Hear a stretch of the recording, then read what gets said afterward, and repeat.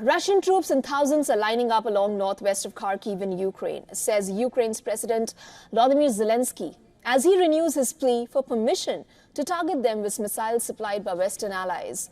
Zelensky says the satellite images show Russian forces building up near Ukraine's Sumy city, and that the areas from where Russian combat aircraft take off and missiles are launched are already located.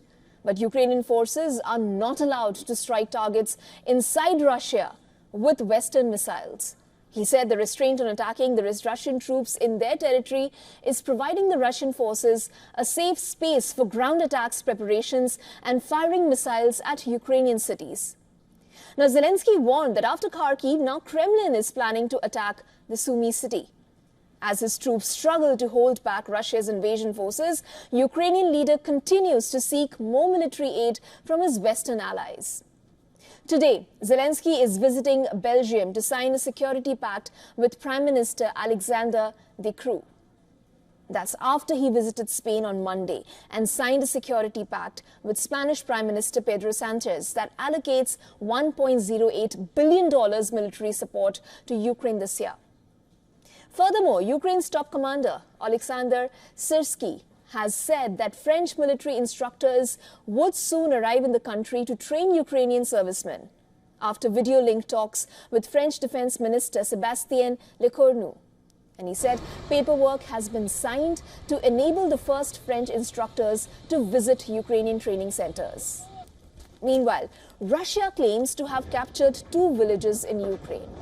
In a video released by the Russian Defense Ministry, military officials said they have captured Ivanivka in the Kharkiv region and Netailove in the Donetsk region.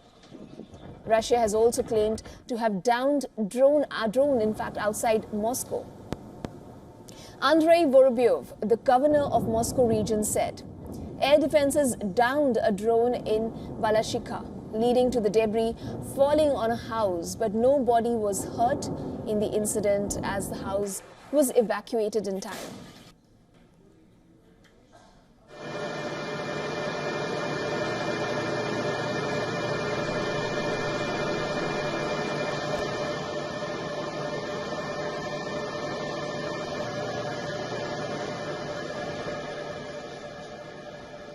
On the other hand, in Kharkiv, prosecutors shared footage of twin missile attacks that left 16 dead on Saturday. Security camera footage showed the moment when a large construction supplies store was hit by Russian missiles. In the latest, the Russian-held city of Luhansk in eastern Ukraine came under attack twice within 3 hours, early on Tuesday.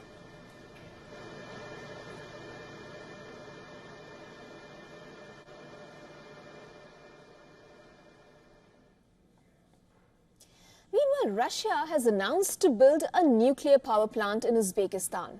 A deal has been signed in Russian President Vladimir Putin's visit to Uzbekistan.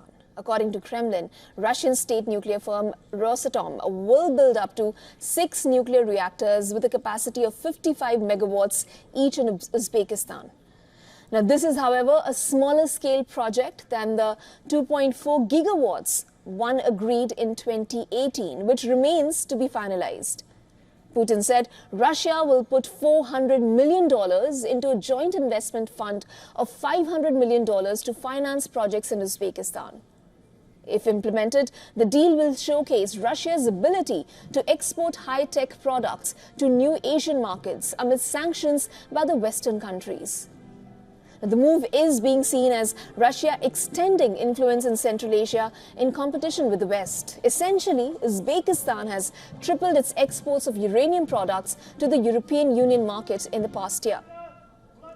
Now, the Uzbek president called it the first such project in post-Soviet Central Asia. Interestingly, there are no nuclear power plants in any of the 5 ex-Soviet Central Asian republics. Although Uzbekistan and its neighbor, Kazakhstan, both uranium producers, have long said their growing economies needed them.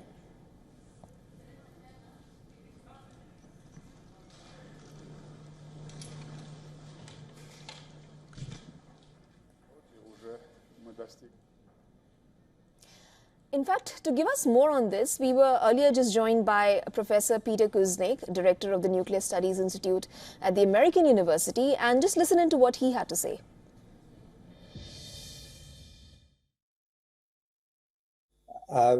Russia will be actually selling more and more oil and gas to Uzbekistan, which previously had been exporting oil and gas. Uzbekistan and Kazakhstan have both said that they need nuclear power, that their oil and gas supplies should not be exported. They need them internally, but they also need nuclear power to meet their demand. And Russia is in a prime position. Rosatom, the Russian nuclear agency, has been exporting a lot of nuclear power. So they're in a very strong position technologically, economically, politically, to carry this out right now. The West's ability to hurt Russia with sanctions has proven to be surprisingly limited. Russia has been opening up trade with the East, orienting away from the West. And so now they've got increased trade, as you know, with India, with China, with Eastern Europe, with Africa, with other Asian countries. So Russia has its own strategy, which has been working, whereas countries like Britain and Germany are showing signs of economic decline. Russia is actually showing signs of economic growth. So Russia has not been hurt, but in the long run, this has not been positive for Russia's economy. What Russia's done is been building up its military-industrial complex. Well, that can work in the short run, but in the long run, it's not producing the kinds of goods that people need to raise their standard of living. And so in the long run, this will not be beneficial for Russia. But in the short run, it has been working.